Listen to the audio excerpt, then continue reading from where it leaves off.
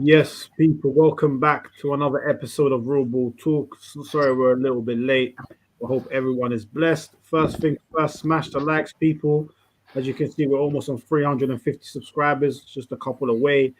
So if you can, if you're new to RBT, do subscribe, get us there today. But let's get into it, man. Jalil, what are you saying, my guy? All good, my guys. Ready to get into this one, man. Big game tonight as well. Hopefully we can touch on it and get some predictions on the way. But all good. Hope you boys are good as well, man. Yeah, man. No, 100%. 100%. What are you saying, Rash? Yeah, good. Alhamdulillah, man. Alhamdulillah. I had a good weekend. It was a good sporting weekend, so I enjoyed the weekend very much. But back to Monday, review show. Let's get into it. Yeah, man. 100%, man. And Jeff, what are you saying, bro? All good, man. Great weekend of football, some interesting things, some definitely good topics to touch on. So yeah, let's get into it, man. Yeah, man, 100%. I feel like, Jeff, me and you are messing it up, man. We're not rocking Arsenal tops. But I don't even Arsenal fans might not like this. The last one I had was like 2-3 years ago. I ain't bought one since. Nah, don't worry, man. My one's 2015. Last time I bought a kit. Colour? Was that the colour one? Nah, I think it's, but I can't even remember. I think it was Adidas. I think. Yeah, I never bought Adidas. Last kit I bought was 2014-15 kit. But this one, the black one, even the pink cold, one, they're all cold. Even the pink one. I'm thinking about the pink one still. But yeah, man, let's get into it. Obviously, big up Jamie in the building already. Saying, oh, it's 6:30, where you lot at? Hey, that's good, man. Keeping up timing. And obviously Ed as well, saying, come on, big up Ed as always. And as Rash says here, smash the likes, people. You know what to do, smash the likes. So yeah, it's a tricky one where to start because there's a couple of games. There's the Leeds Chelsea game, which I don't think any of us saw us coming, but I think we probably have to start with probably the game of the season so far, Newcastle Man City. I think for whoever saw it was a fantastic game of football. Saint-Maximin on fire yesterday. De Bruyne's pass, obviously, we're going to touch on that. Ridiculous. Obviously, let me read. Big up DJ in the building. I got to do this every week, I think. Yes, we know what's next. 3 down, 35 to go. It's becoming a curve, even Didi, bro. Yes, it is. Yes, it is. My guy. I mean, hey, let's hope it continues, isn't it? Well, big up DJ in the building. But yeah, man. Jalil, bro, Newcastle, Man City. I think at 3-1, even I thought, you know what, it might actually be over. But City done well to come back, make it 3-3. In the end, they even could have won the game. What did you make of it? What were your biggest takeaways? Probably the best. As you said, I think that was a game of the season this far, man. This far. And I'll be honest with you. I think I predicted 3-1 City. Yeah, 3-1, yeah. I think something like that. I thought they were going to do them over. I just saw, in my head, I saw a totally different game to what I literally pictured, which is quite amazing. But that's the Premier League for you. Do you know what I mean? Like, we didn't expect this. I don't think anybody expected this. Even Newcastle fans might have thought, let's get a draw at them or something. But it might be us 3-1, but at least, we get that one goal. But the whole team played well, man. Newcastle from start to finish. You can't knock anyone in that team, to be fair. Amaran, he's getting into the right places and that. I think he was meant to be their star man a couple of years ago when he initially got signed and that. But for me, he's actually a good player to watch, man. He's a good player to watch, make some interesting runs. He's very active. Yeah. Active, bro. Don't stop running. He doesn't he always wants the ball, and you kind of like to see that. Will played all right as well, and oh man, what's his name? I keep forgetting his name. The big guy used to be a striker. But what is he like? He put in a shift. I don't know what's going on. But it's like Figo putting these change of positions on players and stuff just because they got good attributes elsewhere. Do you get what I'm saying? Like, so for me, it was quite interesting, quite a good game and that. But as soon as it was 3-1, I already knew what time it was, man. There was too much time left for City to make something happen. You got a world-class manager like Pep on the ball, thinking about changing things around, and he made the right subs at the end of the day. He made the right choices, and the tactics were still there. And as you said, they could have won at the end. They didn't, unfortunately. But you know, I mean, personally for me, I would like to see Haaland get involved a bit more. Just a bit more, but that's not his fault. He still gets a goal, so you can't really criticize him.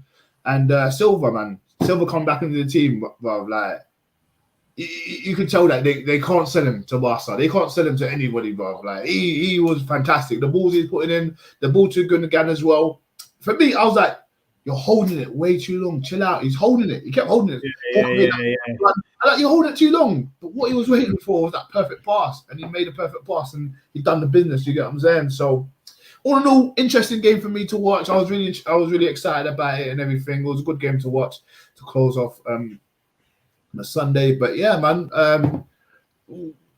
it doesn't change anything for me. City still might win the title for me. It hasn't changed anything at all. Just their comeback explains a lot for me. And Newcastle, I see Newcastle finishing in the top half of the season.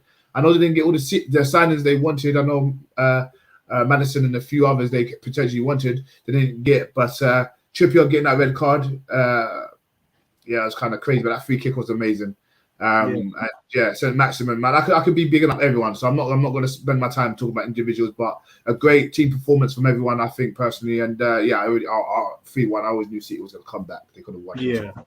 No, well said. And I think obviously Ed is in the chat saying, "How has no one signed Saint-Maximin?" I think the reason for that primarily has been around end product. Everyone knows his dribbling ability, the way he can run it with speed, close control, but there's always been that question mark about, does he do too much? Does he know what the right times to release, to play the pass, play the cross, to take the shot on? But yesterday, Rash, I felt he almost played a complete performance. The only thing missing from him was a goal. What would you say were your key takeaways from the game yesterday?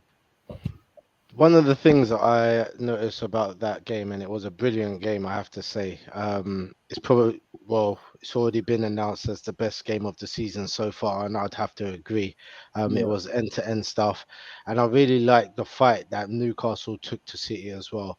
I knew it was. I had in my head it was going to be a difficult game for City. I think I had them picked to win, but 3-2 or something like that. Newcastle have been showing that they are a good, strong side, and that St. James's Park is a bit of a fortress as well. So I knew that it was not going to be simple stuff for City to do what they normally do, which is play lots of possession football and not have anyone really press onto them and allow them to play the football and maybe just catch them on the counter attack. Rather, Newcastle went at them hammer and tong, and it was really good to see. They showed a good account of themselves and showed that they are actually in it to be somewhat contenders this season for at least a top 6 position. Things that I took away from the game, again, Saint-Maximin, every time he gets the ball out there on the left, he was causing serious problems for them. Walker had it very difficult that game. You know what I'm trying to say? And he had to be at his best. He had to make sure that he was covering the gaps that he was leaving when he was going forward. He had to come back and make sure he covered back. And that's one thing that he's really good at is recovery.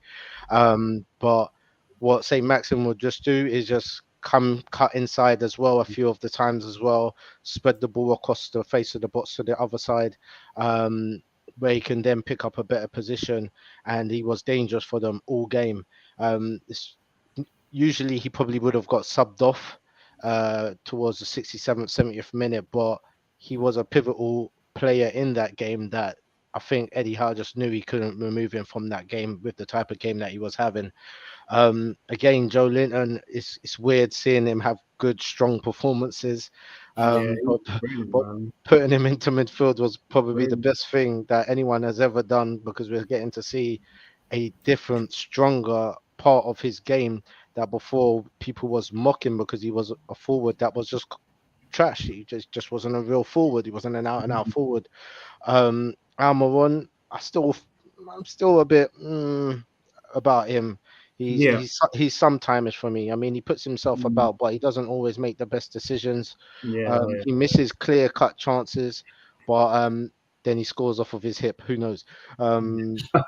But one of the people who I always think will always give a problem whenever he plays is Wilson. He's one of the most underrated strikers that there is in the Premier League. Wherever he's gone, he's banged and he scores good goals. He scores like a real striker, a real forward, and I think a lot of props has to go to him as well for his movement and his consistency as well as always being a problem in the games that he shows up in. Um, but City, when they were 3-1 down, I still didn't have them written off because they are City. You know, they're used to being in this situation, and they're probably a champions club in the Premier League that has come back from behind more than any other champion winners in the Premier League because they go behind quite a lot. But one thing they know is that they have the spirit, they have the passing ability, the game control in order to come back and swing the game back into their favor, and they do that so well. I think they scored 2 goals in like 5 minutes, probably even less than that. Between the 2 goals that they did score, I think there's a slight problem, and I think they still need to gel Haaland and Foden. A lot of the time, I see Foden making them brilliant runs down the wing, but he doesn't play Haaland in. Yeah, It's that like was weird, man. he's got a taste for goals, and I think he wants to be known as a goal scoring Winger. forward winger. Yeah. He's trying to probably hit the heights of what Sterling did in his best season for City, and he's showing that because there's the moments he's in the box, opportunities to pass to Haaland, he doesn't do it. He always aims for that far post, and I think there's a lot of work that needs to be done on that behalf. But a brilliant game from him as well. I remember putting him probably last or second of the 3 players that we was judging. I think it might have been him, Saka, and Sancho. Back in the day, I think last season or the season before, and I probably said he's probably bottom out of the 3 or second, but he showed that he is a class player, man, and he's got bags of ability, and he's actually one of City's main players now. I mean, he doesn't get benched, he doesn't start on the bench. Do you know what I mean? He's a 90-minute player for City, and that's another thing I noticed. Pep didn't make no subs except for the one that he had to for Ake, as well in that game. So I don't know whether he thought that this was the team to take it forward, or that he didn't want to mess up the squad with what he was doing, because Newcastle was actually giving them a problem, and to bring in a player fresh off the bench, maybe he wouldn't have been able to keep up with the type of pace that was going on in the game. Well, as Jalil said, Bernardo Silva, brilliant. For a lot of the time, I was like, okay, they need Mahrez on the pitch. They need Mahrez on the pitch. But when I saw what Bernardo was doing in that position, it was like, you just can't take him off. He has to continue to play because he had that side on smash. And the balls that he did swing into Gundogan, it was just pinpoint. It was just what he does. City need him to stay. I do think he will probably end up staying now. I think Barcelona still have a few issues to deal with themselves. They can't even register Koundé at the moment. So they're having their own issues. But I think he will stay. What's interesting will be is whether Pep puts him back in the middle, because Gundogan is playing really well right now. He's a captain. Yeah, he's captain now too. And obviously Rodri and De Bruyne can't drop either of them. So do you squeeze Bernardo in on the right? Obviously, it's not really squeezed because you can see the quality he has. It's not like you're squeezing someone in, but you've then got Mahrez on the bench. The Foden one, though, is a good point, though. I think a few people highlighted it yesterday. I think, Jeff, that's back-to-back weeks that he essentially had Haaland in for a tapping. Didn't matter last week against Bournemouth when you're battering them, but let's be honest, yesterday he squared 2-0.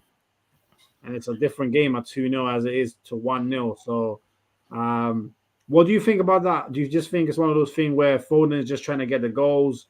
Or do you think there's anything more to it that needs to be looked at, or nah? I think it's just maybe just not being used to having a striker, because like, a lot of last season it was kind of not do it yourself, but there may be someone in there may not be someone in there. Like City are just a different kind of team, but the two in a row, like they're gilt edged, like you kind of have to square it. Yeah. So it's something they just got to work on. But you can even see like Haaland in general and like the attacking quality City have, like Rash said, they just haven't quite clicked yet, and you don't expect them to right away because it's 3-4 games in, so it's going to take repetitiveness to understand his runs, because there's always a time in the game, or since he's joined, like every game he's played, they'll play a through ball in and he's so weirdly quick. Like, he doesn't look fast, but he kind of like gallops through. Yeah. And he always seems to have these like one-on-one chances. So it's just understanding when to play him. Like, so I think Foden just kind of got to understand that, to be honest. I was surprised he stayed on for 90 minutes, I'll be honest. Like, he played well.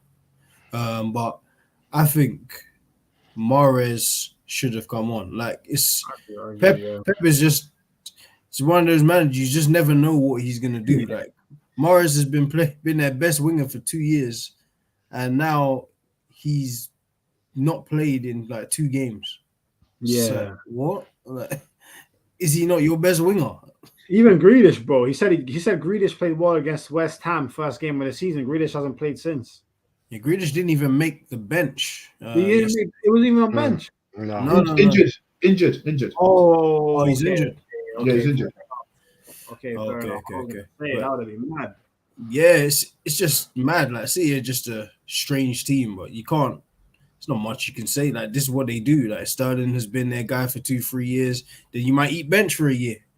KDB, even at times, you're injured. All right, you're fit again. We don't need you to play. Like, players are playing well. Stay on the bench. Yeah. So he's just one of those managers, man. Like, kind of knew that they would come back. Just, they're gonna create too many chances though, and Newcastle, as well as they played, like, they're gonna be a problem though. Like, especially when they get a few more signings in, because they seem to buy into what Eddie Howe's tactics are. Like, they got like a nice balance of like the basics of football, just the dogged running and all that kind of stuff, and they can also play a bit when need be. So it's a nice little balance, man. I'll be interested to see what they do. Yeah, and I think with Eddie Howe, it's interesting because I saw something yesterday where they were saying the media always talks about Gerrard and Lampard as the British managers, but it's really Eddie Howe and Graham Potter they should be talking about. Mm-hmm. And I think that's so true. When you look at the jobs that they're doing miles better than especially Lampard. Gerrard, it's something weird is going on at Aston Villa where they are playing pretty bad under him. His record is, I think I saw something, his record's worse than Gary Neville's at Valencia or something for Aston Villa. Yeah. So that's a bad record to have. So that's one. I think he's now favourite as well to be sacked, Gerrard, because I think the fans are already, they're getting fed up because they're saying we've bought a few players, but we're not seeing the results. So, but yeah, Eddie Howe's doing a good job, man. I think there are a couple of 2 or 3 signings away from being serious, but I think at the moment they're not trying to overspend in the sense of, I think the market values that people are giving them for players is more than they feel is fair, and they feel like people are adding that tax, that Newcastle tax. But I think at some point or another, they're just gonna have to spend that money. Man City had to at the beginning as well. You have to swallow the L's at the beginning because they're not really L's. They're gonna end up becoming W's in the long term. So, well, yeah, I have Newcastle finishing 8th, I think. What do you man say? I think I had them finishing 8th. You man, they're about with me on that one. Can't remember what I put them, but just on your point about the Newcastle tax, obviously, I think everyone knows they got money now, so they're taking a piss. Yeah. That's where negotiations come into play. I think me and the boys were talking about it today in terms of United. I think they're linked to Anthony. Yeah. Looks like they're going to get him for like 98 million or something. But let's be real. Let's be real now. 90 million is yeah. Let's be real. That's wild. That's wild. It's wild. I'm just saying. It's wild. But I mean, it's mad because obviously it's so early. But right now, you look at 90 million for Anthony and Arsenal goal, Gabriel Jesus for 45 M's. I mean, if I talk, I'm in trouble. Yeah, I mean, Anthony might prove to be the business, but 90 M's is it's a lot. But when you're struggling all that. you make the money, you make the prices. Do you know what I mean? Panic buy could work out though. Not all panic buys are bad. That's the thing. Panic buys sometimes work out, innit?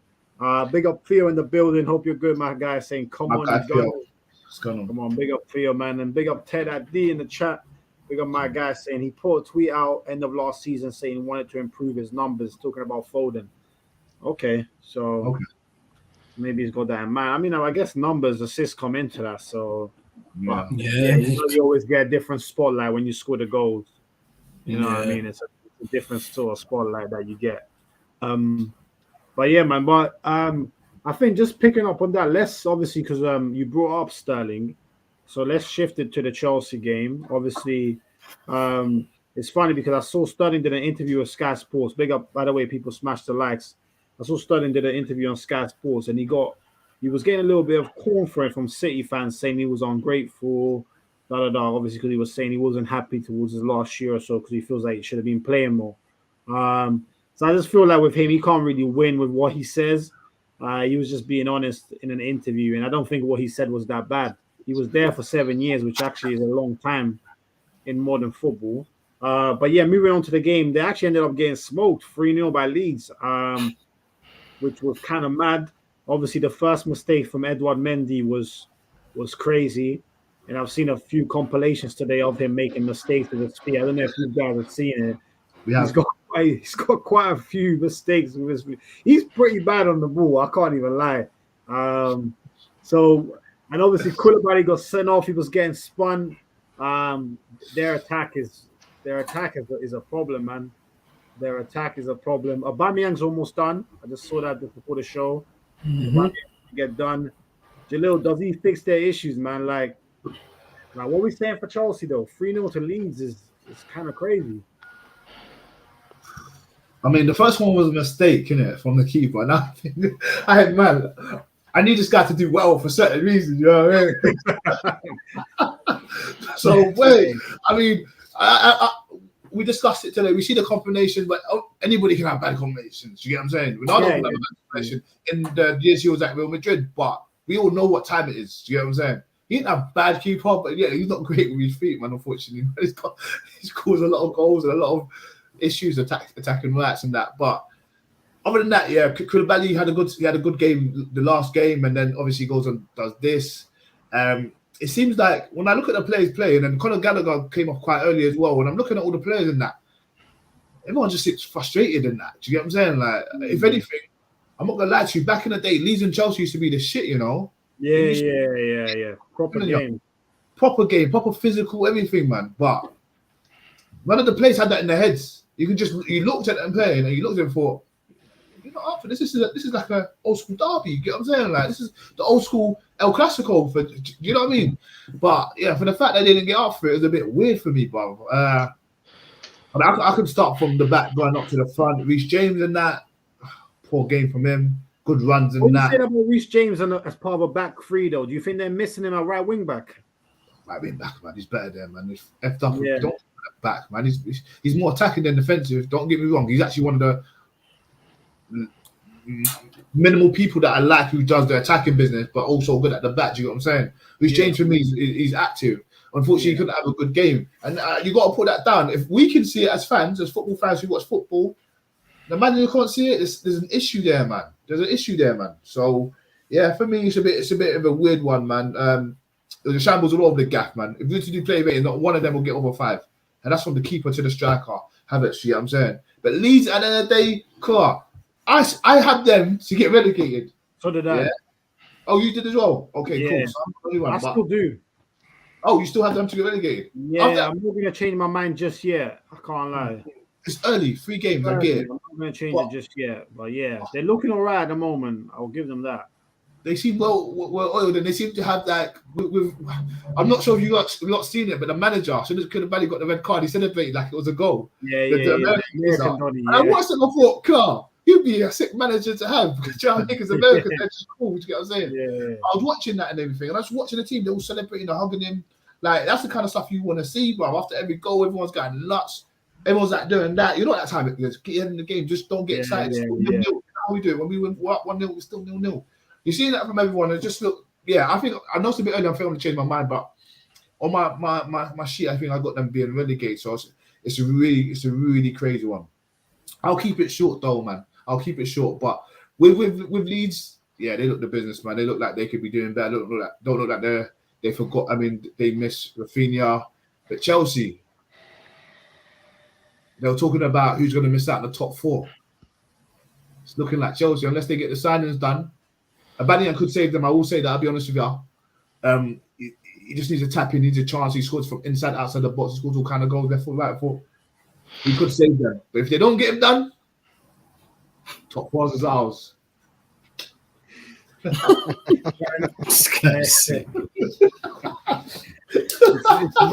the hell out of the badge.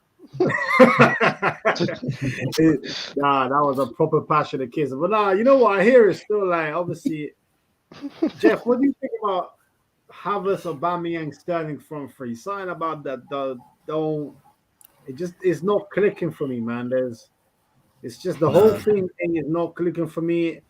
Do we need to start looking at Tuchel and saying like, bro, you've had some peas now, like what's going on? Like, why is your attacking unit just not flowing?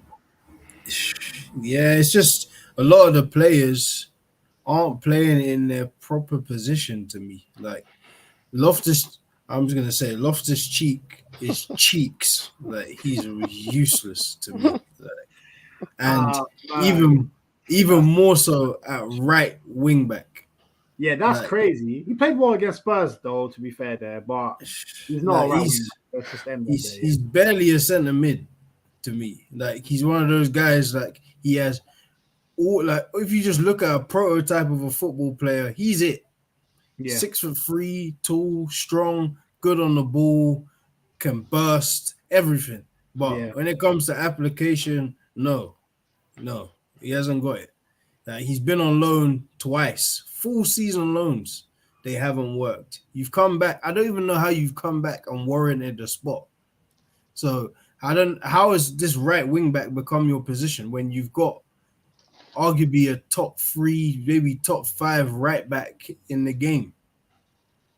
Yeah, but again, that comes down to the manager, not anything. It's weird. Yeah, that's what I mean. He's kind of playing a lot of players out of position. Like Mount, don't get me wrong, Mount had some success it took a while for him to get into it last season, but when he got into it, like, he played well from the left, but that's not his position. Like, he shouldn't be starting there. Like, if he ends up there, cool, but he shouldn't start there at all times. And Kai Havertz is one of those kind of players where he's got all the talent in the world, but it's just finding his correct position. So if you're going to say Havertz, Sterling, and Aubameyang, something's not going to work, because that's kind of like Chelsea's problem. Because if Aubameyang is in the mode of a Lukaku, like, they're not going to be the most involved in general build-up play. Their main MO is goals. So unless you're going to provide those kind of crosses like Reece James can from the right-hand side and Cucurella or Chilwell can from the left-hand side, you're going to end up starving your striker again.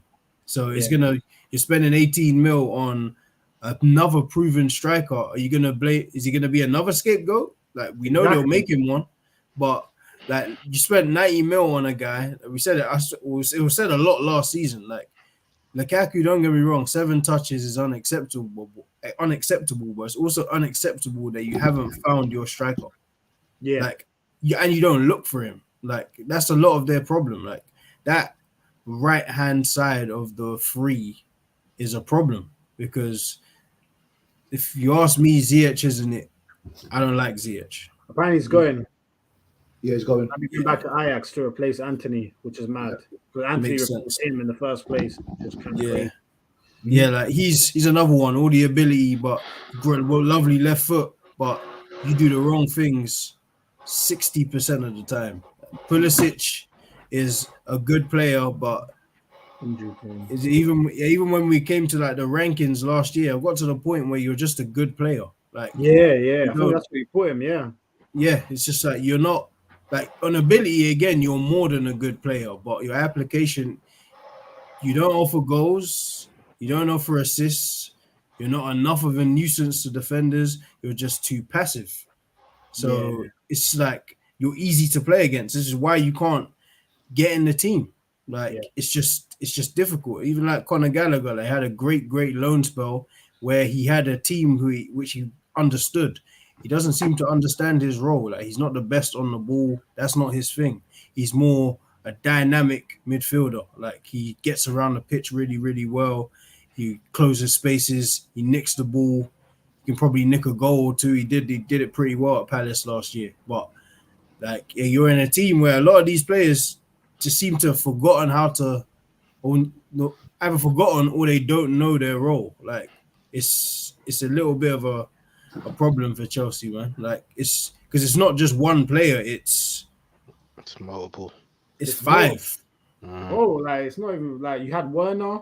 Obviously, Werner's got his issues, but like still, you can still count him. Werner, Ziyech, Pulisic, Lukaku, Sterling. It's already started with him. I mean, that's 5, man, like you said, and there's probably more that I've even missed out. Like Loftus-Cheek, obviously, he's kind of not always been a bit inconsistent, but under Sarri, he was better than this. That's true. You know what I mean? And then you bring Colin. Like I just feel like the formation doesn't suit the players they have because Mount is not a winger. And Havertz, he plays him in these weird positions. Like with Havertz, let me ask you, man, this: what is Havertz's like outstanding attribute? What is the one thing he excels at? You know what, man? You know what it is like with Havertz? He's more so an all-rounder. Like he's pretty good at that breaking into the box. Like you know what he is? He's like I don't know if it's maybe you might get killed for this, but he might be like a new age Ballack. I see what you mean. I do. I get that comparison, yeah. But I think Ballack was pretty elite at shooting, though, wasn't he? He had banging shots. And he was elite at arriving in the box. Yeah. But he's like, Havertz to me is a cam. Chelsea don't play cams. Like, it's either flat centre mid or these inverted wide players, or Havertz plays as a false 9. He can do it. Like, we've seen that there's games where he can do it well, and then there's the flip side where he doesn't do it well. So, it's... Like all in all, like he's not a bad dribbler. He's a rangy guy. Like he's not the most clinical, of course, we know that. But like he gets into the right positions a lot of the time. But he's kind of just like a 7 in a lot of things. Exactly. But then Jeff, let me on this point then, because we've all talked about Lukaku. If Lukaku flopped and it didn't work, why is Aubameyang gonna work? They're so similar in profile. It makes no sense. They're both in the box men. They don't like to. They know their strength is not in the linking. So why are you signing Aubameyang, a 33-year-old, to replace a Lukaku who, when you signed him, at least was 27, 28, I think. Like to me, it's mad. Like the coach, I don't understand how he's not being questioned. Obviously, he won a champ, so fair enough. But that was a bookie Champions League. But yeah, I don't know, man. I think he needs to be looked at more. I can't lie. Yeah, it's coming. Don't get me because like you're right. Especially like the sporadicness that he just come from a good game against Spurs where people say he won the mind game against Conte. That don't happen too often. Like they were unlucky to draw, and then now don't get me wrong. Mendy's mistake it was all downhill after that. Like, that mistake was madness. Like he has to explain what he was trying to do. Like because there was no space where he was trying to go. Like. I don't get it. You try to tell him? It's like he tried to control it. He got the control a little wrong. And then instead of just kicking it out, he then tried to like turn inside. Like if you're going to turn anywhere, you go outside. Because if you lose the ball, you're not right by the goal. But he decided that, hey, man, maybe he had a bet on. I don't know. That was madness. But yeah, like even that, like it happened so early. So it was a bad mistake. But it doesn't excuse a 3-0 defeat. It don't.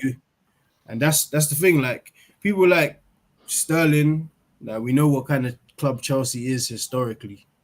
So we know someone like Sterling, who's already an easy target for media, will be made the scapegoat. That's just what it's gonna be. Like if you see 10 games and you see no goals for Sterling, we already know. We already know what's coming. Oh, we know what's coming, man. Like we could work for any of these newspapers. Yeah, any. And let me read out some of these comments before we have to quickly get Jeff's thoughts on the United lineup. Big up Falak in the building, saying hello, beautiful people. John, Jalil, Jeff, and Rash. Big up Falak. Always good to see you in there. Saying Lukaku's better than Aubameyang. They're all crap. Okay. Oh, man. Oh, that's not like you usually. Okay, that's fair enough. I'm coming up today. I don't really know what we're talking about because I haven't kept up with anything, so I'm just here to go. Okay, fair enough. You're just here. You're like Ed. Fair enough. Yeah. It's on smoke. It's all good. But yeah, man, the United lineup. Obviously, Jeff. I don't know if you've seen it. I can't actually believe I'm going to say this, but Ronaldo didn't even get dropped for Martial. He got dropped for Elanga. Yeah, man. You know what? In a weird way. Yeah, man, God, listen, man. Just put him at home. Don't even let him come to a game. Like I don't know what's wrong with that guy. But I actually get it. Like why Elanga's playing. It's probably just for work rate. Nothing else. Like it's kind of unfortunate because like he's just gonna be like because I don't think he's an amazing youngster. I think he's a decent young player. Like he's good. Decent. I'll just say decent. Like he's okay. Like he's not bad. He's not amazing. But like he's gonna be targeted or like dissed a lot because he's gonna come in and play when they've got talent on the bench. But when your talent ain't applying itself, it kind of makes sense. Like I won't even speak about Ronaldo because he applies himself, but it's just like Martial, you never know what he's gonna get. He's coming back from injury too. Yeah, injury. Yeah, and working hard and sticking to the script is not his strong point. Like he's a kind of player where if he's feeling it and he's in the mood, he can do bits. But if he's not feeling it, he's just a body on a pitch. So like I kind of get why Elanga's playing. It's gonna be that midfield battle is gonna be funny to watch. I'm just looking at this United lineup here. I can't lie, this team is frighteningly bad. It's mad because it ain't even that bad. But then, all right, there's two names. All right, Dallo. Again, he's becoming like Maguire. I think he's useless. Yeah, useless. He's been overrated. I can't lie, man. He's not great. Like he doesn't do anything. Like I wouldn't even play him today. I'd maybe play Wan-Bissaka. Because at least he... the thing is, just not considered Wan-Bissaka at all. Haaland just said, "Nah, bro. I'm sorry." Nah, I get why, because he's not good on the ball. But Dallo is a liar. Like that's meant to be his thing. Like going forward, like you spoke to United fans 2-3 years ago. Like, yeah, he's not there yet, but like he's not bad attacking wise. Like he's pretty good. Nah, I don't see it. No, like McTominay again. He's becoming just like I'm tired of like if it's called. I'm tired of shooting you. This is Call of Duty. I'm tired. Like I don't even want it. I'll let you live. Like if I see you in the corner, I'm not shooting you because there's no point. To that point, it's just a non. It's just I mean, this team. I think Fernandes is captain as well, apparently. So, Cry United.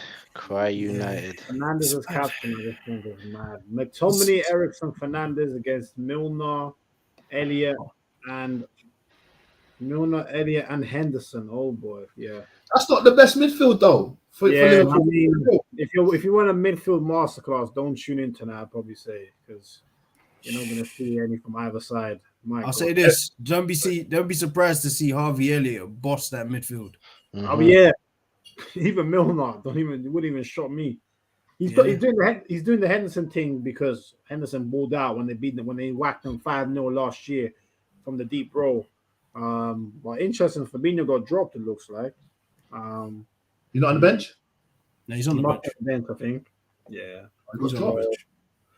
Big interesting choice. Who's at the back for Liverpool then? I just want to know because they've been a bit iffy. Let's be real.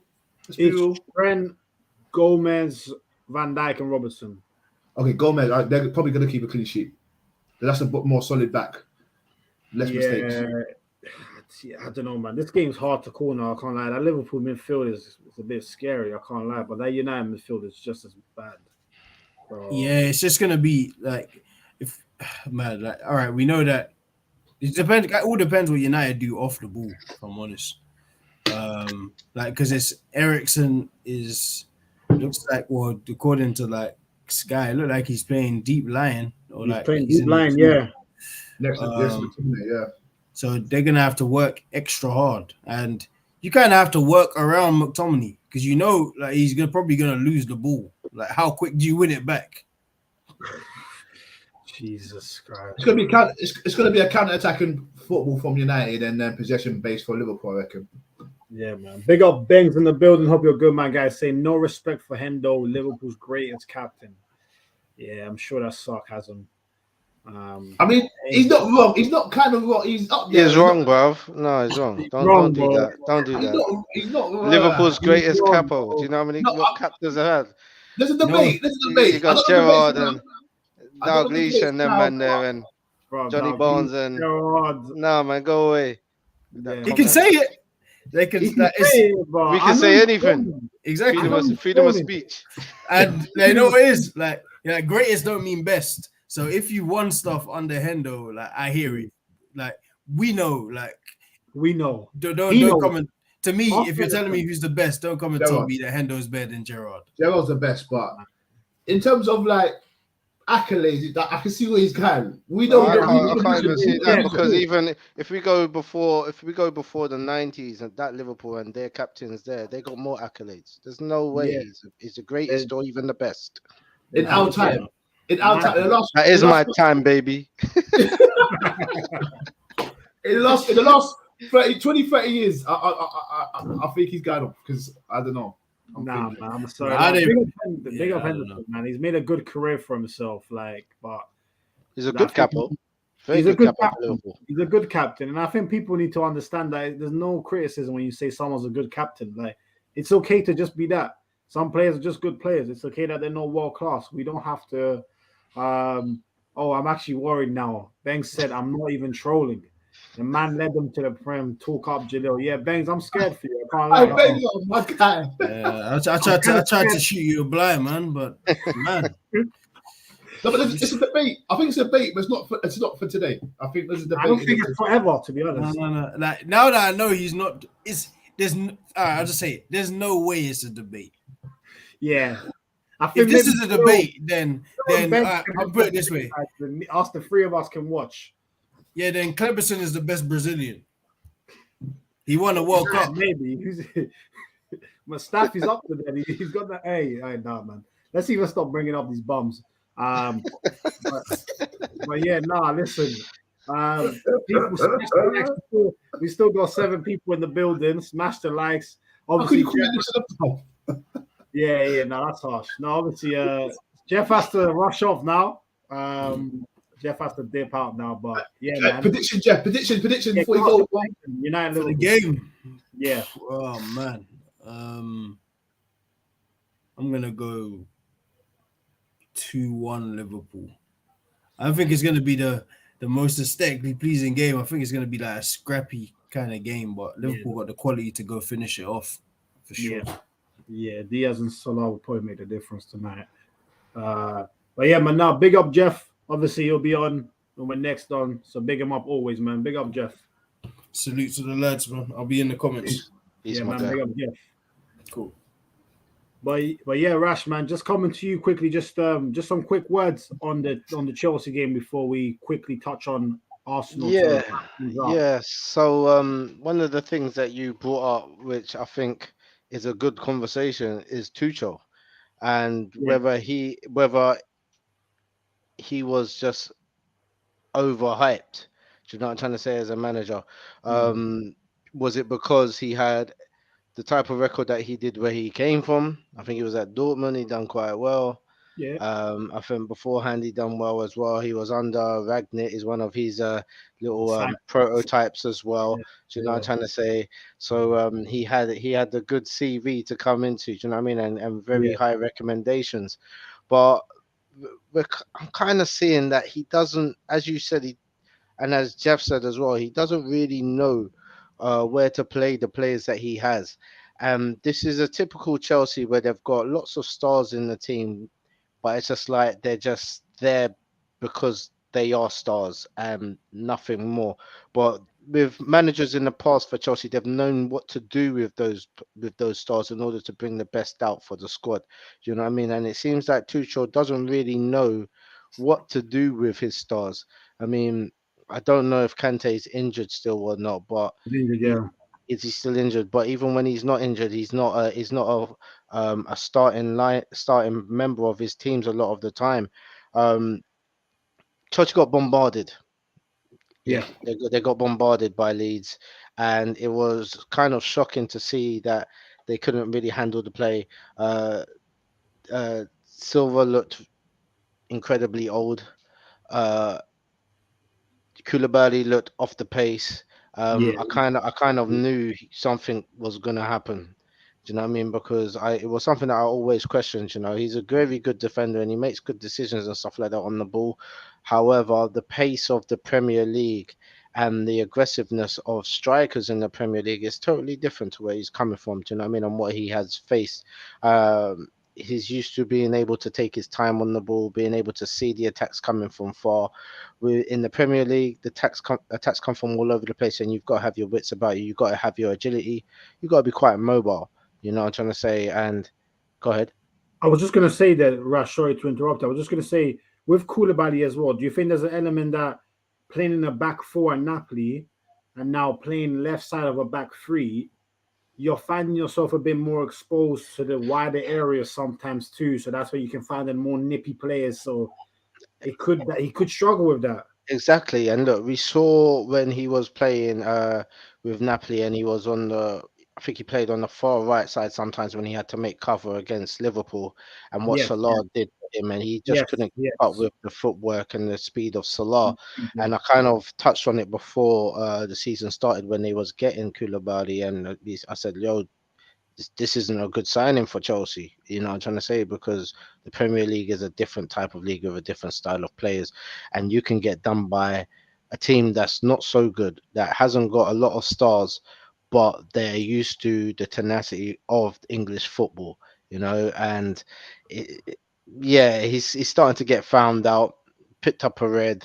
It's not a good start for him. I think Chelsea's best player was Cucurella, and that's saying something. yeah. Um, uh, Leeds really had a good start to the game. You know, they put Chelsea under pressure from the word go. They never allowed them to play the football that Chelsea like to play, which is possession football, along with a lot of wide play coming in. Yeah. They had the wide players' number. James, I don't think he had the best of games at all. For once, he looked kind of out of place. It was kind of weird to see him like that. But again, that's not his best position. I don't think he should be playing there. He's not known for playing there, and that's not how he got his name as to be talented fullback, or even got his England call up from playing in those positions. You know, you got to play your players where they are best at. Um, Howler from Mendy.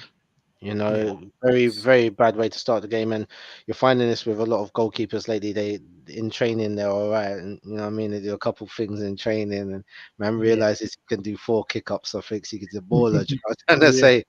But he got found out again and that I think the striker for Leeds, I forgot his name, the American guy. Was it Aronson? Aronson or something like Aaron, that? yeah. Yeah, he's the American lad, isn't he?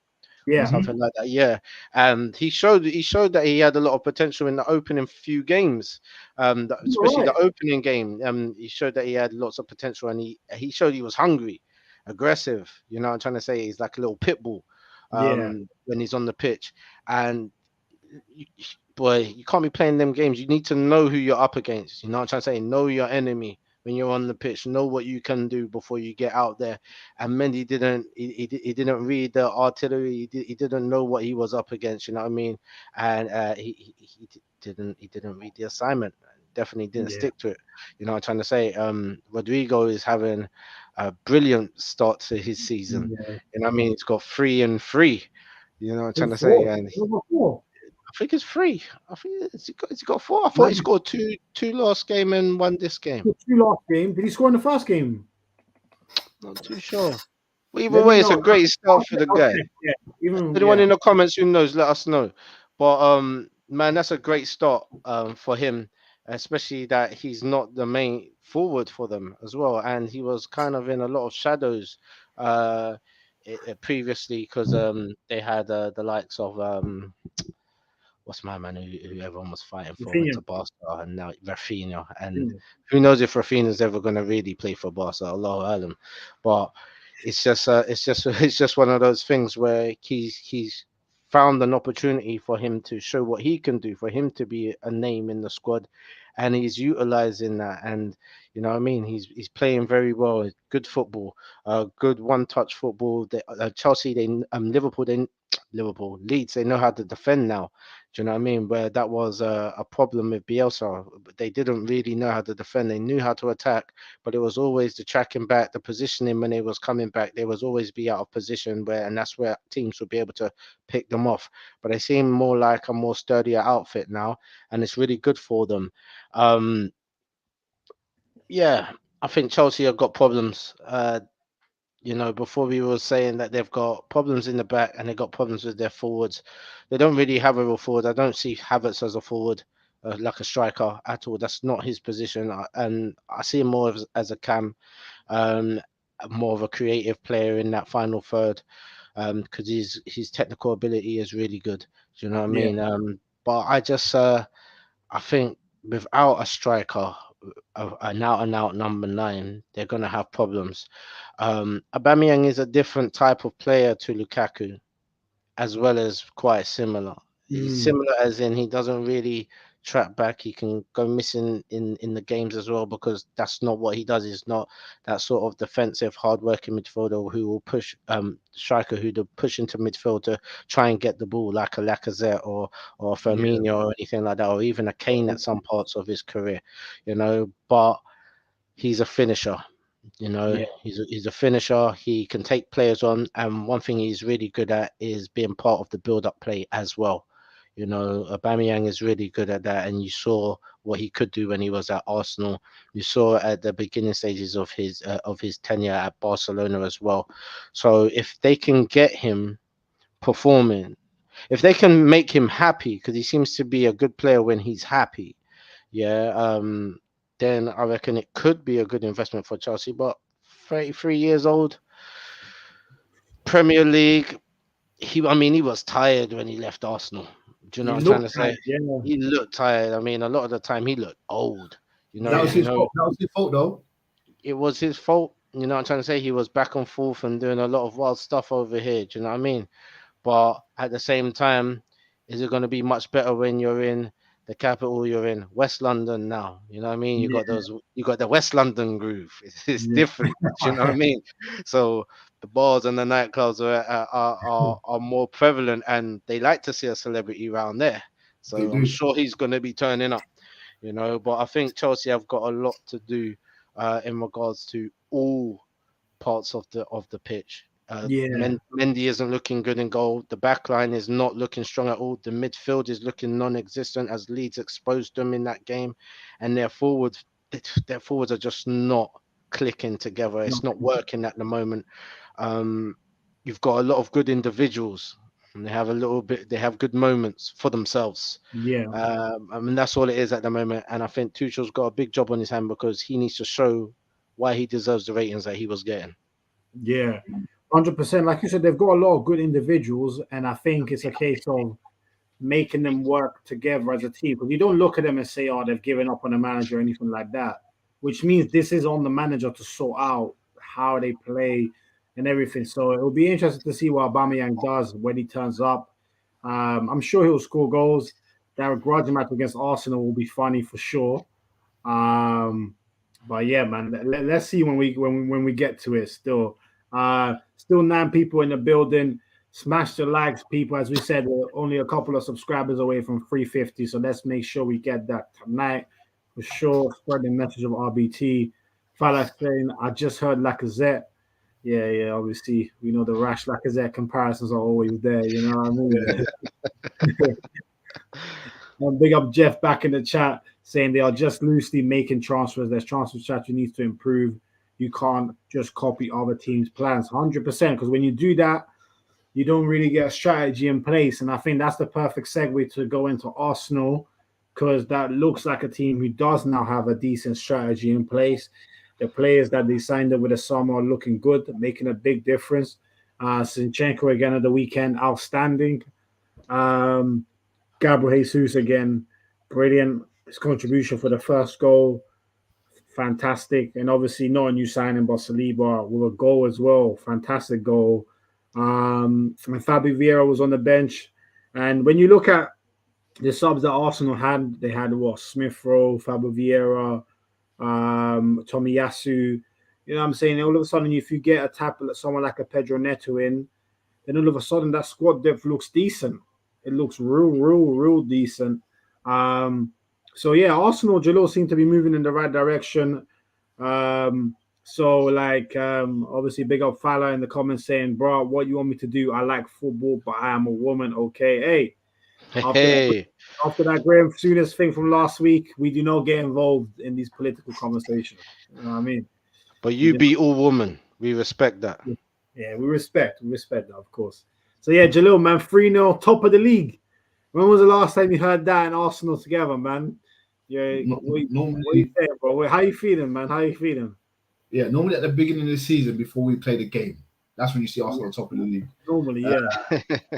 But I mean, you'll be silly not to be excited for Arsenal, not in terms of winning the league, but for the word I used a lot, and that's progress, man. That's progress, man. You'll be silly to be like, this is worrying me. This is worrying me. Nothing should be worrying you at the moment as an Arsenal fan. Let's be real. As my boy DJ says, 3 down, 35 to go, and that's my brother there. You know what I'm saying? So every time he comes in with that, I'm gonna back him. Even when we lose, I'm gonna back him, man. Whatever he says, he's my guy. But yeah, man, it's good to see. It's good to see 3-0. I predicted 3-0. I just can't see us conceding. You know, unless there's some silliness, which has happened in the last game against Leicester. Obviously, Saliba scores the own goal, and then Madison puts it through Ramsdale's legs. But then when you look at today, like, Saliba's like, oh, cool. I mean, the fans love me. They love me. They love me too much. They made a song about me. You know what I'm saying? Let me just do a madness and end off this game, seal it off. I tell you this, yeah. I see that go in. I'm just, I look at you. I'm like, wait, do we sign a striker or defender? You know them ones. so I mean, you can't be upset, man, and you can't be worried. Like, even when you're coming out against Liverpool, you can't be like, I mean, I'm speaking for myself, y'all. I can't be like, what could happen? Anything can happen. I'm actually in the time frame saying we should be able to beat everyone who's in front of us, and if we lose, I guarantee you 100%. Everyone gives 100% in, and it's still a good performance from Arsenal. We'll lose if we lose to City, we'll still put a good performance in, and that's all you ask for. We don't want this putting the heads down, putting the blame, and saying, "Oh, this is like we got." There's no scapegoats at the moment. Xhaka's our scapegoat. He almost cost us a goal in that game. We saw that, yeah. We saw that, right? Yeah. But at the moment, there's no scapegoats, and that's what you love to see. Do you know what I'm saying? And you're happy with the lineup, and you're happy with the people on the bench. I do feel like our bench could be a lot stronger. I guess what's his name? Marquinhos, the Brazilian don. Yeah, he wasn't on the bench, so I was quite shocked about that because when he does come on for Saka, he looks the part in that. But you know, and Eddie can play on the wing as well, and then we've got Smith Rowe who comes on his fresh legs. I mean, the bench looks good. Fabio Vieira ain't seen him yet. I would like to see him. What do they call him? Foreign Vieira. They call him some name in the stadium, but I don't know. But do they? Okay, he's got a nickname as well, yeah. A nickname already, but we haven't seen him play. We ain't seen him play, and that's the only one thing. But the thing is, I'm not gonna attack a fan for bigging up someone we ain't seen. No. You should be happy with where we're at the moment, and this is what we've been asking for. You know, for the past couple of years, we want to see progress, and we're seeing progress, man. Bournemouth done well though. I mean, I see a lot of good stuff from them. What do I have them? Do I have them to get relegated? I think I might have had them to get relegated back down. I haven't bottom still. I need to double check that, but regardless, they still played a good game against us. They didn't like, even though they knew they couldn't touch Jesus, they still put up a good fight. Like, you know, everyone I will say this, man. I will say this because I love the kid, man, and I say this to people I love it. Saka's gone a bit quiet.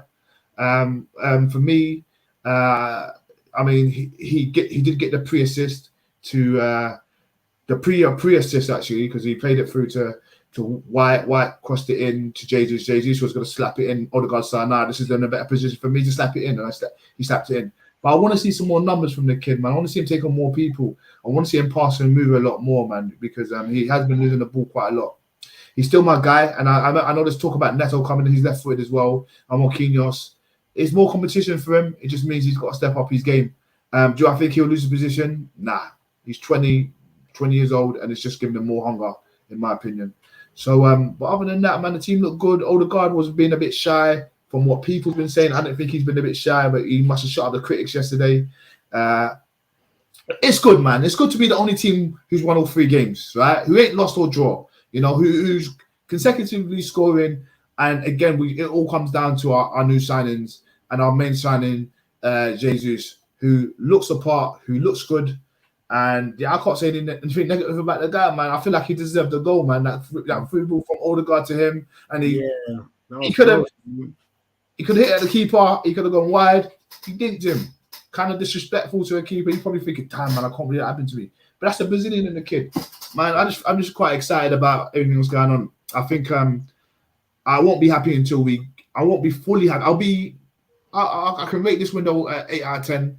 But for it to get any more than that, I would like to see that centre mid come in. I'll say that. But other than that, man, I'll probably touch on each player and the player ratings. But very happy, man. Can't complain. Yeah, no, definitely. I think it's hard to know if you're an Arsenal fan right now and you're not happy. I think then you're just looking for a reason to just like kind of play things down. I think you have to be realistic with the situation. They're playing beautiful football. Like you cannot take that away from them.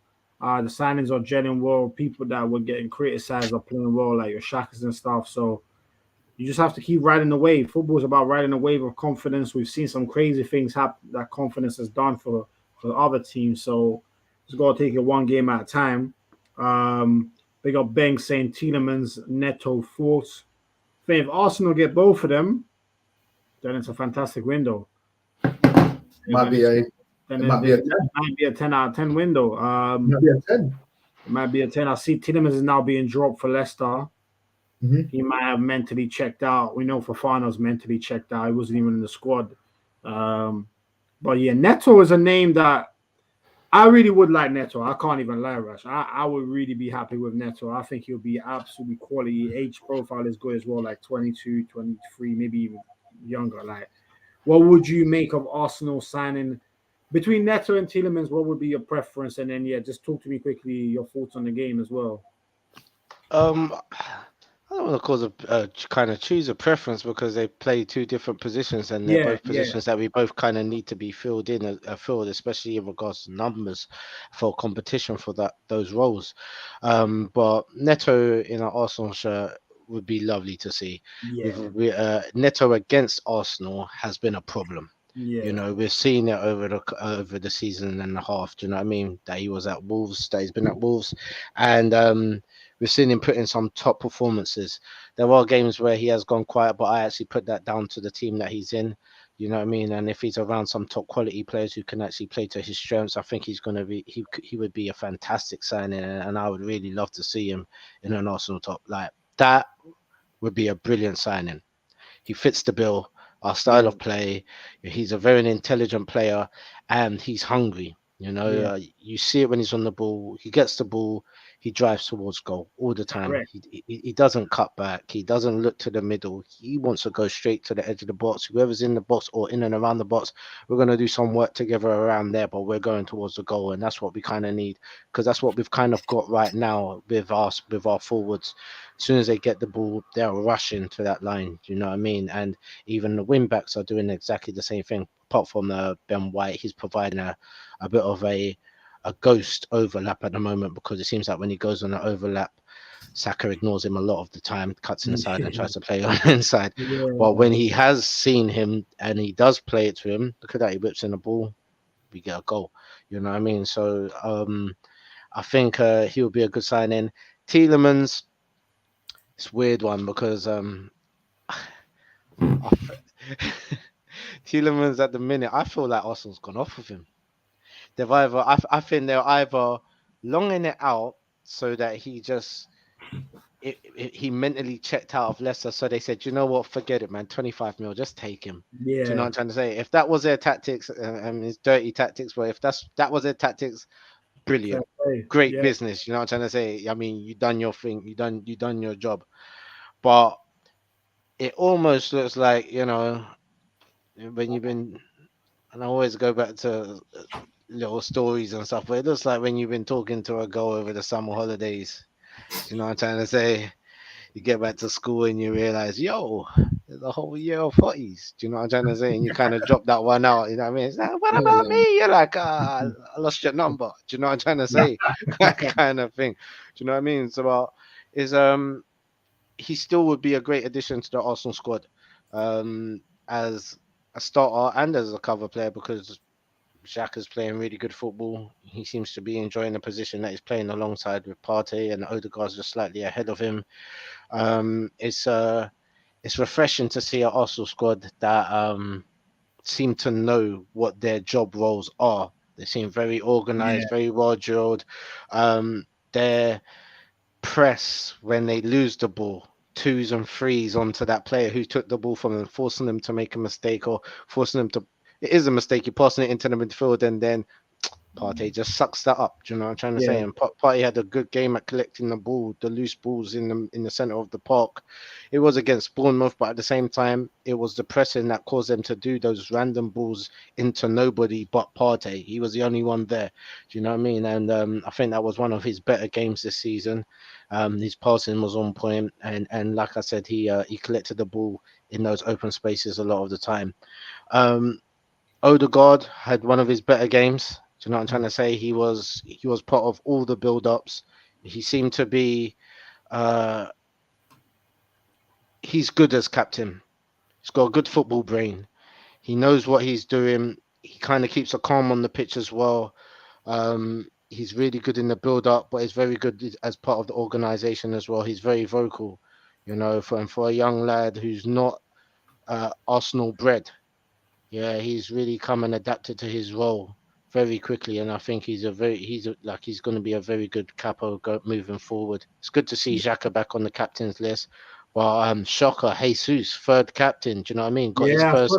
Interesting. Yeah, You know what I'm trying to say, and that is very interesting. You know, just to have joined the club in the summer, it shows what sort of personality and character that the boy has, and what he must be showing behind closed doors and in training as well. I mean, if he can be seen as a leader at Arsenal already, that means like he's motivating the team. He's leading by example. He's vocal on the pitch. He understands the assignment that the manager's trying to relay onto the pitch so that he can then put that into play when he's out there as well, and articulate that to the players when they're not doing their role. I think that's a really good achievement for him in such a small time. You know, it wasn't like one of those Aubameyang ones like, okay, look, man, we'll sign you, stay with us, and we'll make you captain. Do you know what I'm trying to say? Like, he came with that not even on the cards, and he's earned that already. I think that's brilliant from him. Brilliant creativity, especially within the first goal as well. That was all him, you know. And I love his and Martinelli's relationship at the moment. You can see they're both like, bro, let's make it to the Brazilian squad. We're doing our thing. I help you, you help me. But it's working. It's not forced. It's like they've been together for a very long time. They're both young players, you know what I mean, who are got bags of ability, bags of skill as well. And them two on one side is just too much for defenders. You see it. It's either going to draw a foul or it's going to create chances, and that's what it's doing for Arsenal. And those two together, I mean, it's a great addition to Arsenal. Jesus coming in, but he's just complemented Martinelli's style a lot more. And Martinelli seems to be a lot calmer on the ball. He's still 100 miles per hour, but not in his thought process. He's slowing down. Do you know what I mean? So it's like he knows what he's going to do when he gets to the bar line. He knows what he's going to do when he gets to the edge of the box. Sometimes he even stops, plays it back, to Xhaka. Do you know what I mean? Gets into a different position where he can get fed between the roles, or him and Zinchenko with a great build up as well. Zinchenko's been amazing since he's come to Arsenal as well. It's like Arteta was creating these players when he was at City to have a certain mindset that already just fits into the Arsenal's plans for this season, you know. And I think him and Jesus have been brilliant additions to the squad, and in regards to what Arteta's trying to achieve with Arsenal this season. Saka, I want to see more from him because we know what he can do, but at the same time, I'm not going to act like teams aren't putting 2 and 3 players on him every time he touches the ball as well. You see it when he goes on the ball on the right hand side. He's got the right back, he's got the centre back, and he's got the centre midfielder who all coming over towards him. Do you know what I mean? Where sometimes when that run from Ben White that goes past him to take one of the players away, it also it kind of encourages him to take a touch on the inside because he's finally got some room, you know. So I think as the season goes on and the other threats in the Arsenal team are considered high priorities, you'll be seeing him get a little bit more space, maybe a one-on-one situation, which he doesn't mind. He can take, he likes taking players down that line and doing them and cutting into the box. So I feel I'm not going to be too harsh on him. 3 games in, he's been the one to mark for a very long time. So he's still probably on the tip of every manager's tongue when they go against Arsenal. And I just think once he gets that space, we're going to see the best of what he can do again. But Arsenal's midfield, Xhaka again playing brilliant football, except for that one chance where he almost set them on a counter attack from us. But you know, he's confident. I mean, he's doing flicks in the midfield and those things like that. Like he's confident in his game. He's confident with his role that he has to do. Do you know what I mean? Which is not tackle. Don't tackle. Do you know what I mean? Jockey and be part of the attacking play and be that extra man in the box, that guy in and around the box. So if there's any loose balls, you can punt it in. But I think besides Jesus, Martinelli, and Odegaard, the standout players was the back line. I just love it. I love seeing Gabriel Magalhaes, his composure and the way he can control the game from the back. I love the way Saliba has just jumped into his role and he's playing it like he's been at Arsenal doing this job for like 10 years, you know, Tony Adams mode, you know what I mean, in regards to the confidence level and how switched on he is to the game. I think he got a song in the shortest span of any other Arsenal player. You know what I mean? Had me singing that song for about a good 45 minutes. My missus wanted to slap me in my head, but I was doing everyone's head in the house. You know what I mean? But a terrific goal from him. As we know, he is the Mbappe of the defensive world. Do you know what I mean? And he shows that he can be a bit of an Mbappe going forward too. Like it's just really strong performances coming out from the back line. Zinchenko again, great performance. Ben White, still not sure about him at that position. He has good times, but I feel like teams see him as the weakest link. Yeah, 100%. And you know what I mean. And he gets a lot of pressure down that side, but he handles it well, and that's what I like to see as well. But only thing I can say really for Bournemouth is Moore had a good game. He kept on trying to cause trouble. I mean, he was Bournemouth's standout player. He gave it 100 from the kickoff. If anyone was going to give a slight problem, it was going to be him. But really, there was no problems for Arsenal. It was always going to be an easy coasting victory from the moment they scored the first goal. I just knew what it was. I knew what it was all about, and I wish that I hadn't put that Bournemouth was going to score one goal against us, because now I felt kind of bad. But, yeah. I think I had Bournemouth getting a goal as well. I think I had 3-1 Arsenal, but yeah, in the end it was very convincing, 3-0. Never really in any doubt at any stage of the game. And I think obviously just conscious of the time and the Liverpool game starting soon, I think rather than player ratings, if maybe we just crack on with man and fraud of the weekend, just given the time.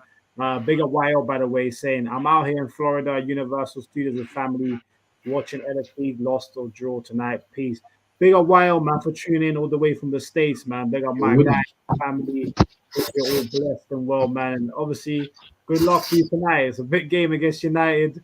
Yeah, man. If Liverpool win, enjoy the night. You know what I mean? If they lose, then boy, I guess still enjoy your night out there. And while saying also, I told you about Arsenal competing for top 3. Boy, I think you should compete for the title, my guy, but we'll come back to that one still. We'll come back to that one. But yeah, you're looking right at the moment, man. But obviously, 7 people still in the building. Hope every single one of you has smashed that like button. You know how much it helps us out. But Jalil, man, let's get into it. Man of the weekend and fruit of the weekend. What are you saying, my guy?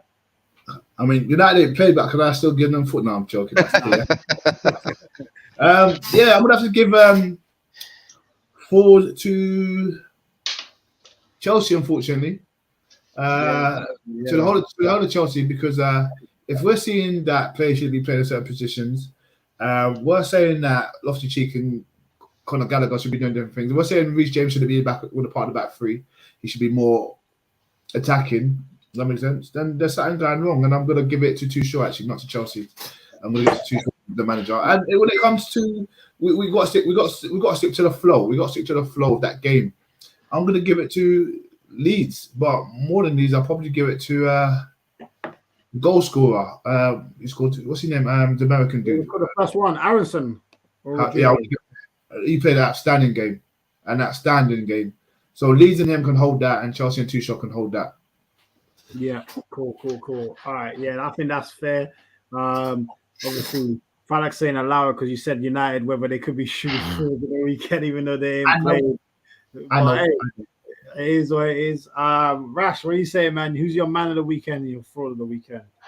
Man of the weekend is gonna be split into 2 for me. One of them is gonna go to Graham Potter.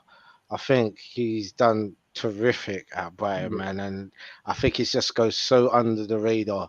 But what he's done, I mean, I think besides Man City and Liverpool, they got the best away record since I think even from last season onwards. Do you know what I'm trying to say?